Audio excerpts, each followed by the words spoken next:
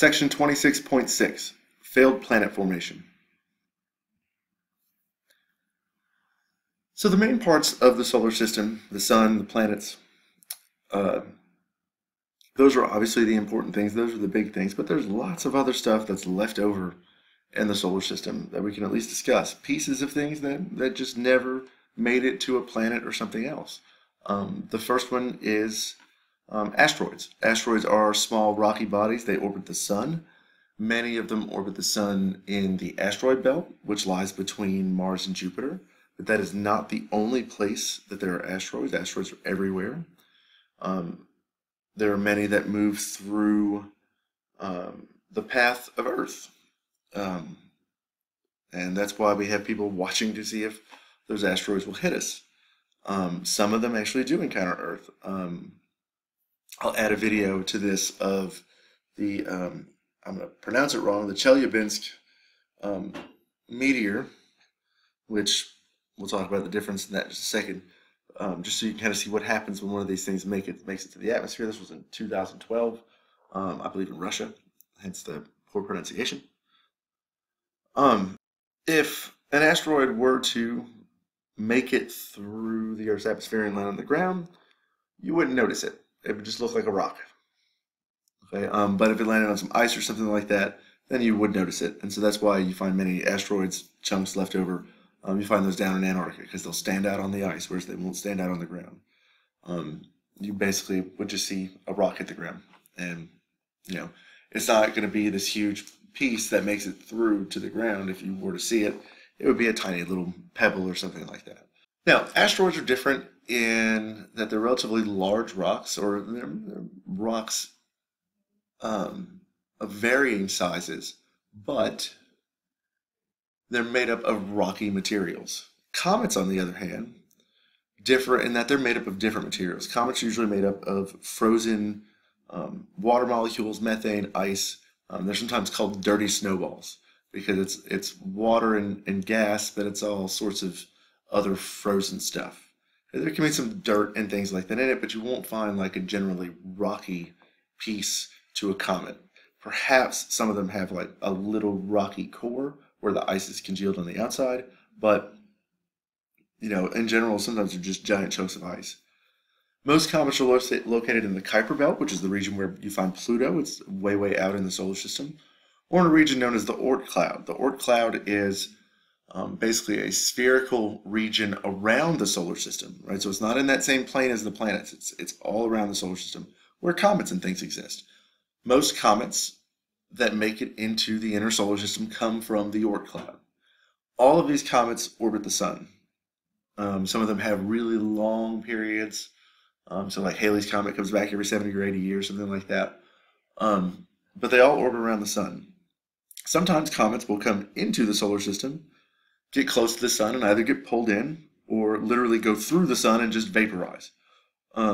Or they'll go around the sun and lose a lot of mass as they make their way back out into the outer reaches of the solar system. So comets come and go all the time.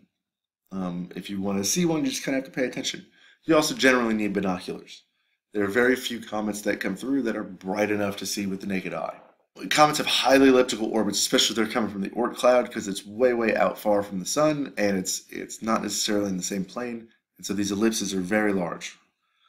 One thing that's interesting about comets are their tails. Their tails are what we usually visually see and associate with a comet, a big streak of light across the sky. Those tails come from interaction with the sun. As the comet gets closer to the sun, it will melt away some of the particles, and as those particles melt away and the light shines on them, they're essentially illuminated, and you get this bright tail behind the comet. The important thing to know about a comet and its tail is that the tail will always point away from the sun. Regardless of where the comet is, the tail will always point in a direction away from the sun because it's being pushed away by the solar wind, by the power of the sun. Now, the last type of pieces left over in the solar system are meteors, meteoroids, and meteorites. And these are really all three the same thing. The biggest difference is their location. Meteoroids are relatively small, sand grain to boulder size rocks, pieces of debris that are chipped off of asteroids or comets. The thing that makes them meteoroids is they haven't reached the Earth's atmosphere or to the surface of the Earth. They're still in space, but also that they're rocky and they're small. If they're large, they're either an asteroid or a comet. But if they're small little chunks, sand grain sizes, to the size of a boulder, or rocks you could pick up, then we call those meteoroids. Now, a meteor is as you have a meteoroid striking the Earth's surface or striking the Earth's atmosphere, it lets off this big bolt of light. It's a shooting star or a falling star. If you've ever seen one before. Meteors get that name from the light that they give off. The meteor is the shooting star as it goes through the atmosphere. The rock itself is still there and it generates the light from the heat that it generates. But as it's moving through the atmosphere, we call it a meteor. Once it hits the ground, if it hits the ground, many meteors will just burn up instantly. But if it hits the ground, then we call those things meteorites. That is the leftover pieces that make it to the surface of meteors that are in space. Okay. Now, two things about meteorites to end this chapter with.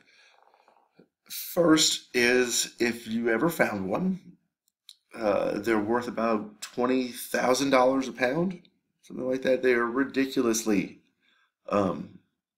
expensive in terms of they can make you some money. However, never touch it. If you see it, don't touch it with your bare hands, and definitely don't touch it with your bare hands, and then touch yourself. Anything in space like that is going to be, it's going to experience a large amount of cosmic radiation. It doesn't have protection from the Earth's magnetic field or the Earth's atmosphere. So those meteorites can become extremely irradiated very quickly, and you can, be affected by that radiation as well if you start to play with the thing. So if you see one land, right, don't touch it, but keep an eye on it and figure out a safe way to get a hold of it so you can get that $20,000 a pound, wherever it is.